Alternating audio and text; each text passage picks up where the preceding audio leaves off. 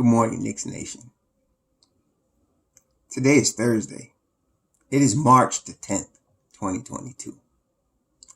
I hope you're healthy. I hope you're safe today. I hope your family is also healthy and safe, and that the needs of you and your family in terms of food and shelter and clothing, as well as health, are being met today.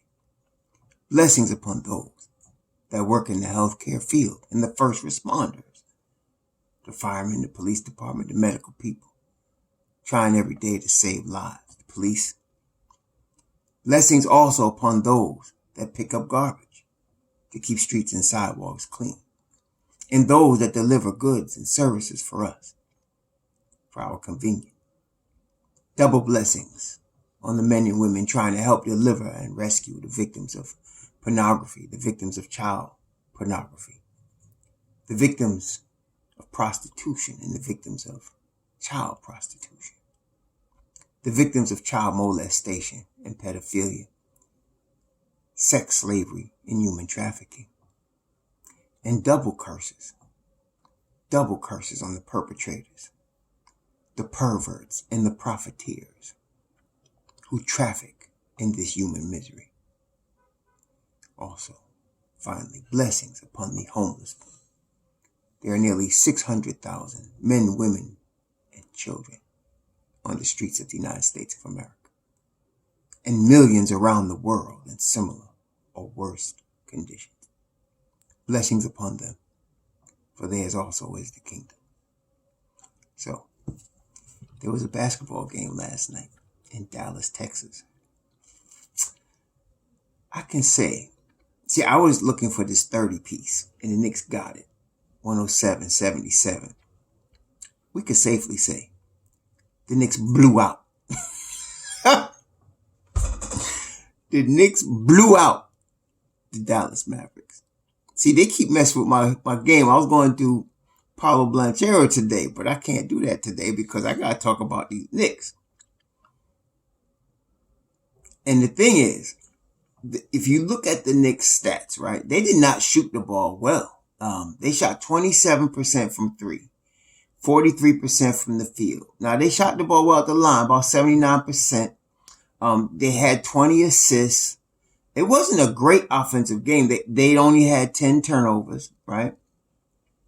That was good. And they were dominating the boards, 55 rebounds, and 14 on the offensive end. But when you look at Dallas, they shot 14% from three. And again, this wasn't them missing shots they would normally hit. This was pressure Knick defense.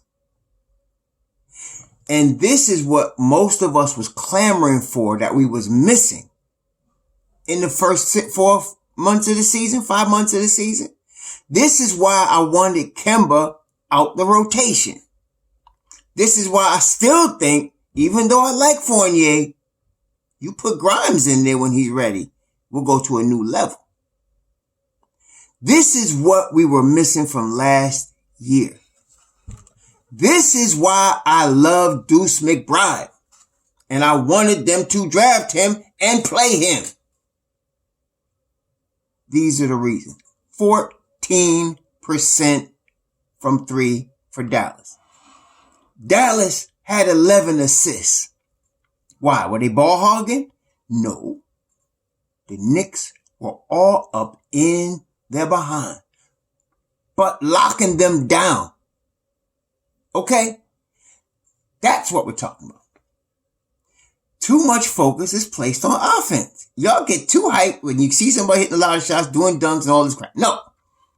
Games and championships are won by defense. New York Knicks, in their heydays, were always among the best defensive units in basketball, both when Clyde Frazier played and when Ewing played. And now we are getting back to that, like we had last year. Okay? And it's because they were playing the best defensive players. It's unfortunate, but the basketball, or should I say fortunate, the basketball universe decided to help Thibodeau out because he's about to lose the season for us with foolish rotations. And injuries forced him to play a Cam Reddish, a Deuce McBride, a Jericho Sims. And the Knicks have put it to a new level. Now, Mitchell Robinson is in shape. And you're seeing the work he's doing. And it apparently now, as we are now learning, Julius Randle's getting in shape. And you're seeing the work that he's doing on both ends of the floor. But the biggest improvement is RJ Barrett becoming the go-to guy. When the Knicks was blowing them open in the first quarter and the second quarter, it was RJ that was initiating the offense and doing work. And the thing is about RJ, what to me is a signal of how good he is getting on both ends of the floor, is he did not shoot the ball particularly well. He was 0 for 3 from 3. He was 4 or 5 from the line, 7 boards, 4 assists, but he wasn't hitting his 3-point shot. He ended up with 18, which is a good game. But you know, compared to what we've been seeing from RJ, you say, oh man, it's blasé. That's the way it is now. Because that's RJ now. And the offense that is initiated, they are now, it's not even like they accidentally fall into it. The Knicks are, Thibodeau is purposely initiating the offense through RJ Barrett. And these are the results. Randle, 26 points, 2 turnovers. He got away with a couple times. We lost the ball, but he got over. But what I'm seeing is now he's the secondary option. And because of that, I told y'all, as a second or third option, this dude will overwhelm people. Last year when we played Atlanta in the playoffs, he's the primary option, right? And I was laughing last night because they had Reggie Bullock on the other side, who we had last year. And then when the Knicks took away his spot up 3, he was done. There's nothing he could do. They took away his spot up 3, it was over. And that's what Atlanta did last year with Trae Young guarding him, because they were doubling and tripling up on Julius. He was looking for his favorite partner, which was Bullock, and there was nothing there. This year, they can't do that. Because if they do, RJ Barrett is going to kill you. Okay? And not only that, another Achilles heel that we've seen all year. The starters start to lose steam in the third quarter. For whatever reason it is, it doesn't matter what the reason is. It happens, right? And somebody starts getting hot. In this case, it was Luka Doncic. Now, Luka Doncic, he scored 31 last night, but he was 3 for 11. 3 for 11 from the 3-point line. 3 for 11. And the 3 that he hit, any problems he was giving the Knicks was when Burks was guarding him. So he started off in the third quarter doing his thing. We was up like 26 and all of a sudden it got down to 14. And that was driving me crazy because Thibodeau, I don't understand why he does it, but for the third quarters, he will allow the lead to dissipate while keeping the same crew on the floor.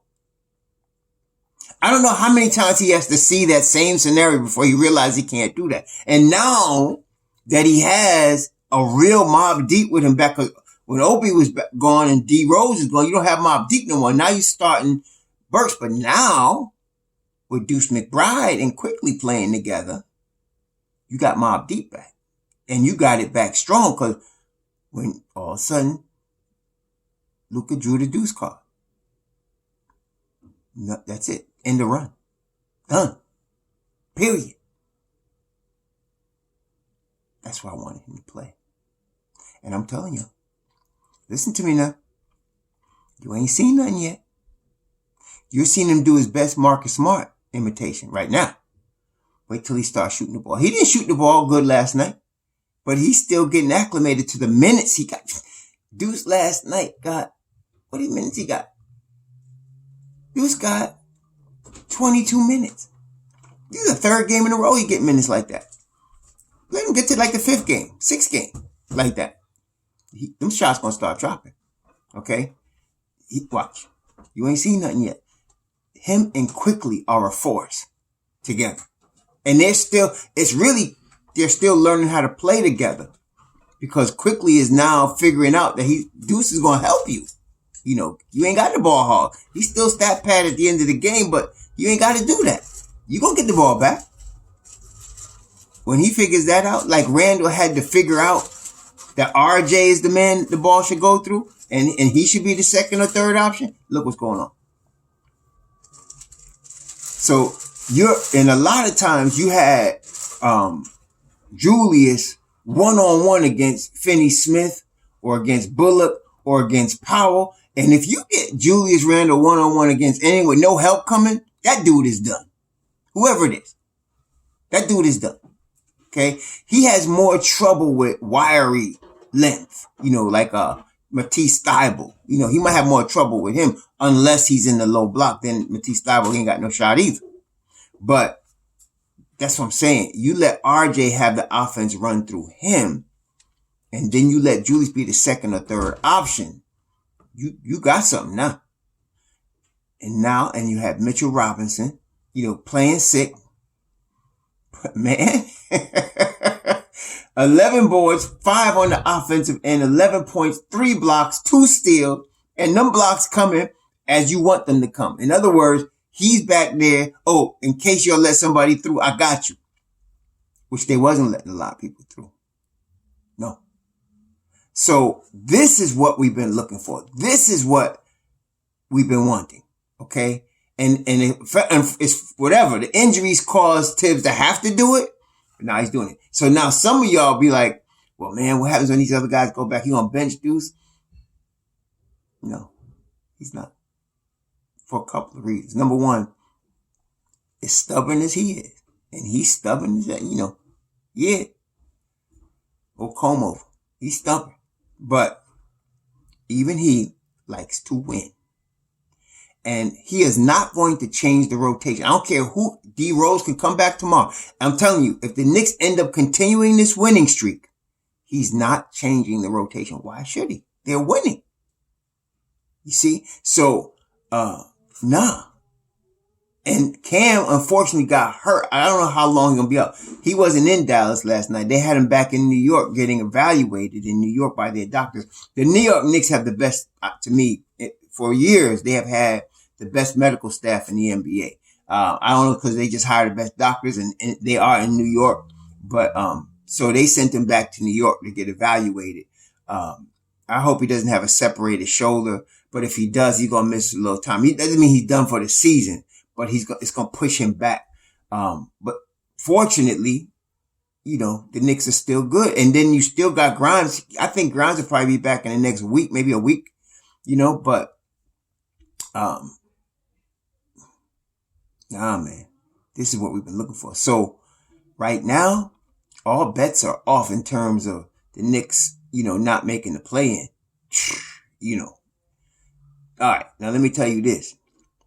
They got 2 big games coming up. This was a big one in Dallas. This was a big one for the reason I was telling some of y'all on it in the comments. The reason this Dallas win was a big one. Number one, they blowing them out. Oh my gosh, man. At home, Dallas was hot.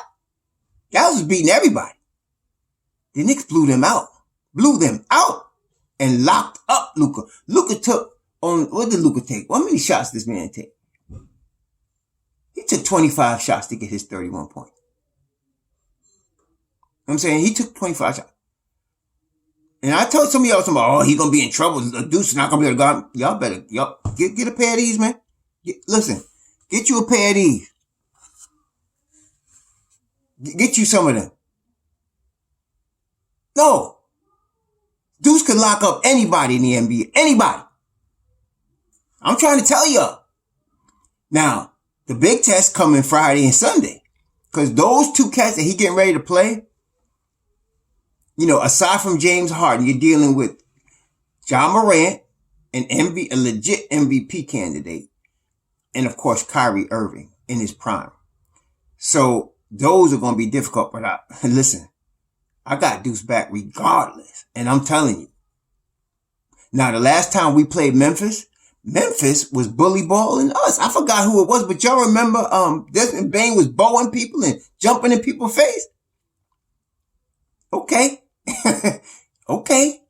Now it's our turn. Okay. Now it's our turn. So it's going to be a big game in Memphis. The Dallas game was big because this third straight win in Dallas in blowout fashion, to me, in Tom Thibodeau's mind, solidifies he needs to keep this rotation. That's why this was big to me. He's seen that they blow out Dallas. They locked them up. Dallas only had 11 assists, like I said, 14% from three. The defense was tremendous. We out rebounded them 55-37. See, that's Nick. That's defensive Nick basketball right there. So he is now in his mind saying, "Oh man, I can't mess with this lineup." And he right. Don't mess with it. You win it. Okay. Now the big test for them to move up into the play-in talk is this Memphis game and the Brooklyn game on Sunday. Those are the big ones right here. Okay, so one game at a time. So they got to go to Memphis now and play the Grizzlies. Hot team. I think, if I'm not mistaken, I think the Grizzlies are like top 4 in the West. I think they are. Let me take a look at it.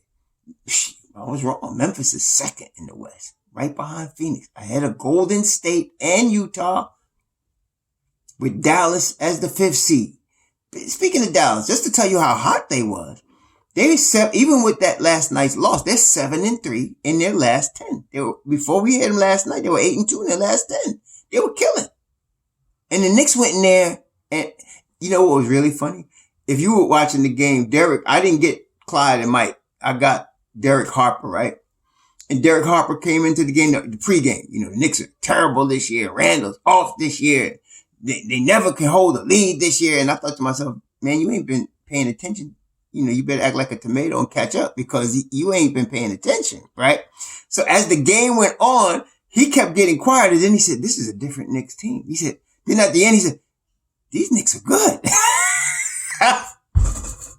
And I was thinking to myself, I told you need to catch up, son. So he wasn't, he had probably did a cursory look, the Knicks, we gonna get that. I hope Memphis does the same thing. But Memphis, man, they second in the West. This is a tough team, and we going into Memphis. So this is going to be a tough game. The good thing about it is, in my experience, Friday night Knicks at the Garden it's just not good for us. But this is Friday night Knicks in Memphis. So I think we do better on the road on Friday night.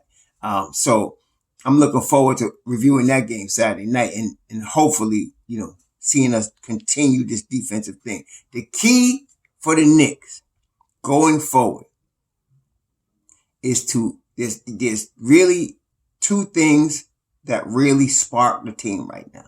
Running the offense through RJ Barrett. That's number one. Running the offense. Whenever we were getting in trouble last night is when Julius tried to take over, because he's in front of his home crowd, in front of his family, blah, blah, blah. And that's when they really started shrinking. When they went back to the second thing I'm going to say, that is Deuce McBride getting 20 minutes a game and being that lockdown defender that we need to shut off, to cut off the snake's head when we need to. Those are the keys right there. Because Deuce sets the tone on the defense. If you watch him, he's all over the floor. He's recovering, he's doubling, and then of course, equal to that is my other favorite player on the Knicks, Mitch Robb. Okay, so when them two guys are putting pressure on the defensive end, and then Mitch Robb putting pressure on the rim, that's my third key. And this is against any team, but this is Friday. So first, offense runs through RJ. Second, you need Deuce McBride to get at least 20 minutes, and you need to put him out there. The longer, the better. Third, you need Mitch Robb to be involved offensively. See, when they're looking for him, and that's what happened. RJ looks for him more than Julius and Quickly. RJ keeps his head up. He's a playmaker. So you give RJ the basketball, and if he can get Mitch Robb on it, he will do it. And then all of a sudden Burks figures out, oh, look, I got to do this too. And he starts doing it too. So those are the keys. You need RJ to have the offense run through him. You need Deuce McBride to play at least 20 minutes, closer to 30 if we could get it. You need Mitchell Robinson to be on the floor on both ends, and you need him to be involved offensively. You need to get him some touches so that he feels like he's not just on a treadmill running up and down the floor, as he himself said.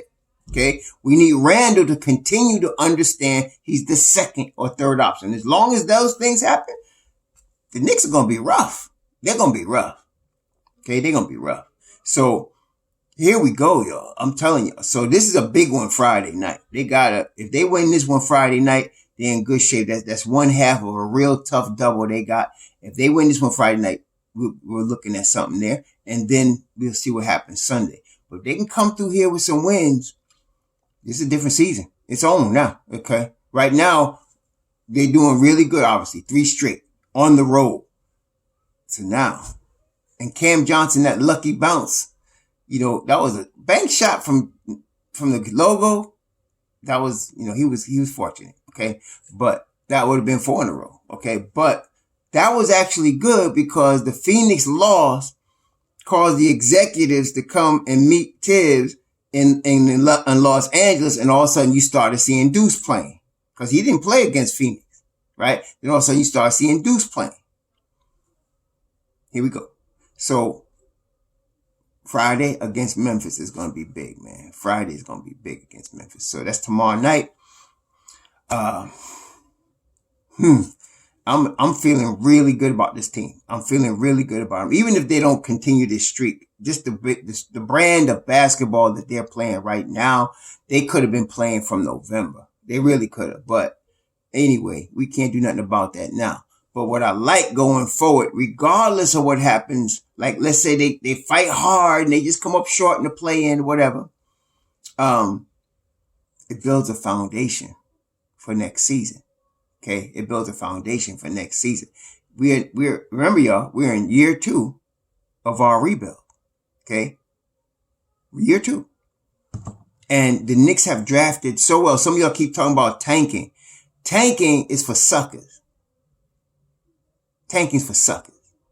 If you are playing good basketball with a young player, see, tanking on a legit level when you're not trying to lose is you just playing a whole bunch of young guys and they're not ready yet, and they're getting beat by teams that are better teams, right? So like Detroit, they're not trying to lose at 18-48, but they got Cade Cunningham, young player. They got a bunch of young guys, Isaiah Stewart. They got a bunch of young dudes and Sadiq Bey, but they're going to be good in a couple of seasons, but they're losing. You could call that tanking. They're going to get another top pick this year. Okay. Same with Orlando. They're coming up and coming. You don't lose on purpose. You're trying to develop the young player. Losing by not playing the young players, that's just terrible management. So now you're playing the young players. And the Knicks are showing how good their drafting department is, how good Leon Rose and his crew and Walt Perrin and them are doing at picking talent. Okay. They've drafted very, very well, since they've been here. So that's, and the fruits of that is what you got right now. Okay. You got RJ Barrett, Mitchell Robinson in your starting lineup. Those are starters, right? Then you got IQ, Emmanuel Quigley coming off the bench. When you're a main player, you got Deuce McBride and you got Deuce and you got Mitchell Robinson in the second round. And some of y'all dissed them because they were picked in the second round. Don't know what you're talking about. I told you last year was a gold nugget filled draft. Regardless, we got Jericho Sims at 58 because this last year's draft was tight. It was filled with talent. Okay, especially on the wing and at the point guard spot. Filled with talent.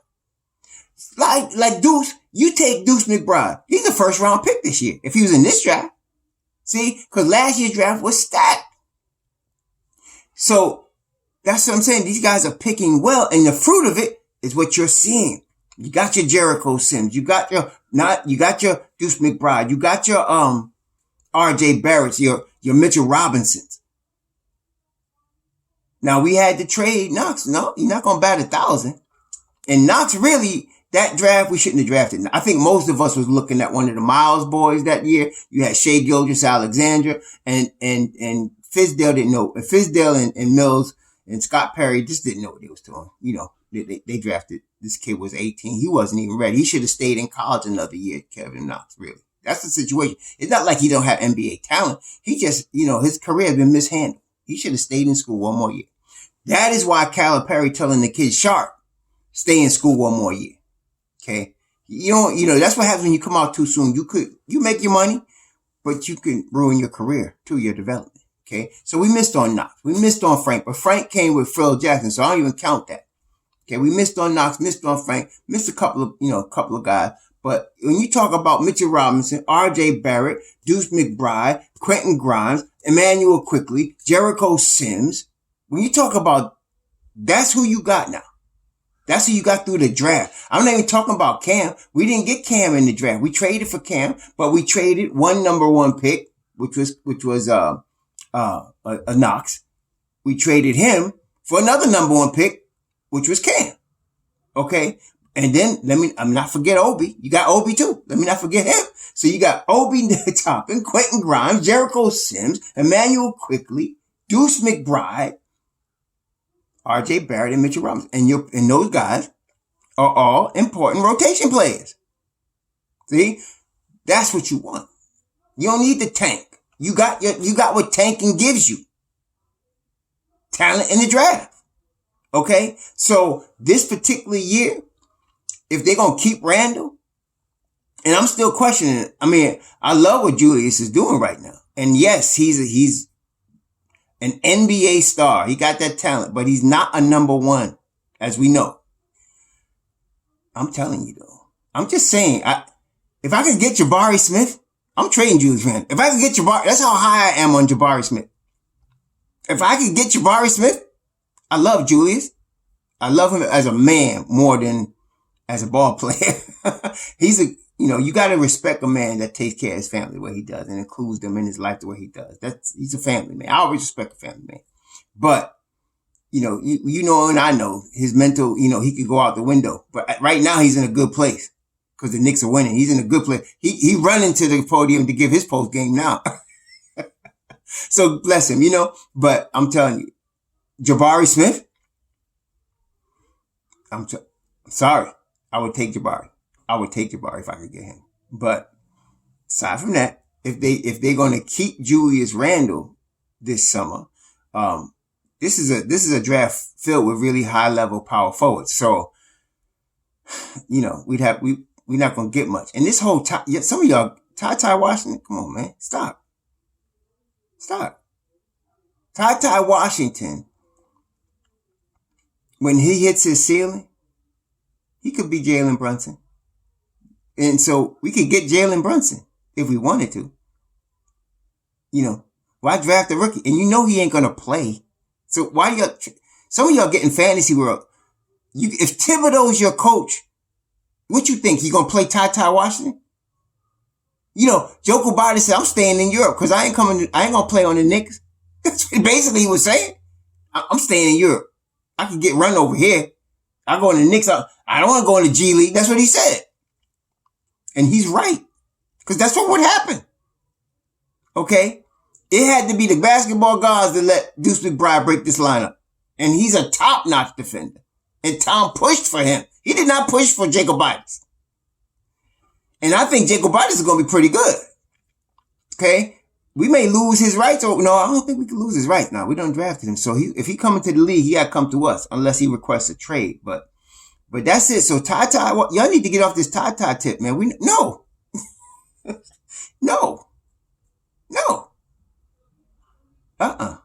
So, this draft, I don't know what they're going to do. Like I said, the way they playing right now, I told you in the beginning, I like Tyrese. I like him. And he might be there when we draft. And I like the kid from Arizona. What's this boy? I like this. I got to look at him more closely, but these two kids, the reason I'm pushing them later because they're going to be where we're drafting. Like right now, I'm telling you my top pick is Jabari Smith. My second pick is, Ivy, right? And I said Holmgren is third, right? Now we're not going to probably pick that high, but I'm just picking on my board. Like I said, when you're an NBA team, you have a board and you're picking, you list the players in order on your board. And so whenever you get to your pick, if all your players are going, whoever's that person, that guy that's there at that pick, that's who you pick. Okay. So my board is Jabari Smith, Jaden Ivey, Chet Holmgren, and I'm leaning toward. I like Bonchero. I like AJ Griffin. Those two guys, I like both of them. So I don't know, but we'll see. We'll see. Bonchero is Julius Randle.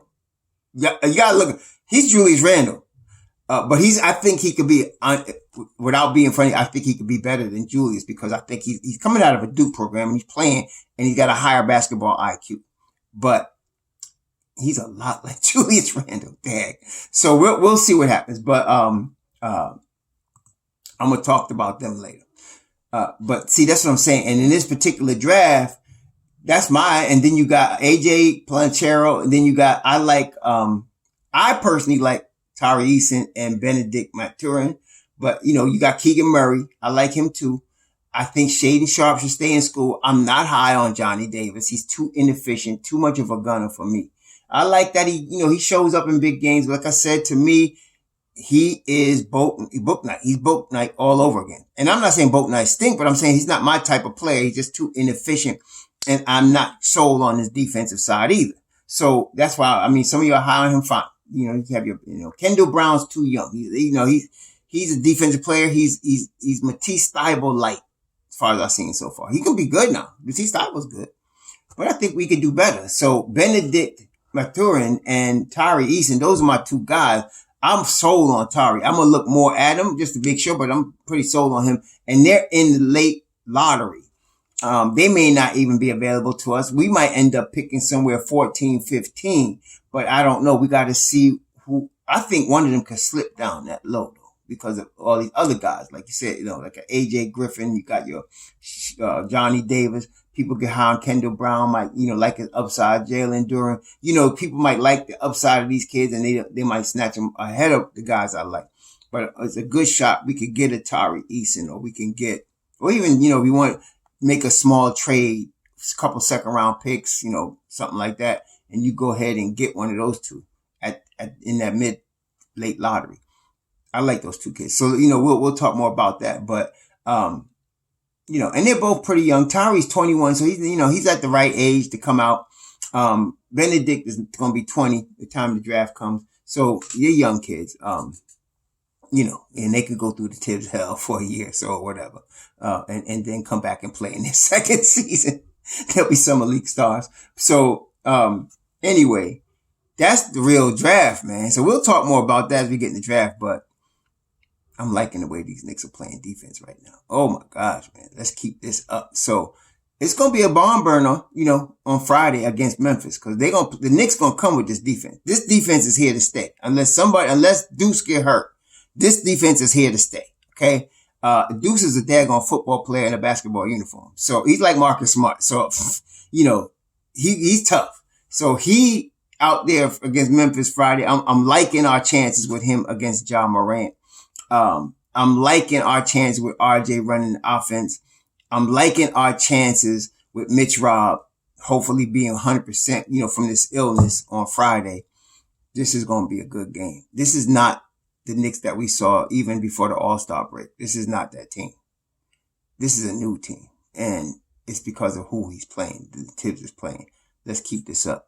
So anyway, y'all have a good Thursday or Friday Eve, whatever you want to call it. Be safe out there. Shalom.